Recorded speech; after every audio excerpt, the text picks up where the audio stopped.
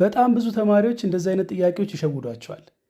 ተማሪዎች እንደዚህ አይነት ጥያቄ ሲጠየቁ 20ን መጀመሪያ ለሁለት ያካፍሉና 10 ያደርጋሉ። 10 ኦቨር 5 ዜን ሲባዛ በ5 ከዛ 5ን ስለምታጠፋ 10 ብቻውን ቀረ። ስለዚህ መልሱ 10 ነው ብለው ኤ ብለው ይመልሳሉ። ግን ትክክል አይደለም። መልሱ ኤ አይደለም። እንዴት እንደምትሰሩት ላሳያችሁ። በመጀመሪያ 20 ሲካፈል የነበረውን ሲባዛ ተደርጉና 2/5ኛን 5/2 አድርጋችሁ መገልበጥ አለባችሁ። ዜን ሲባዛ በ5 ይሆናል።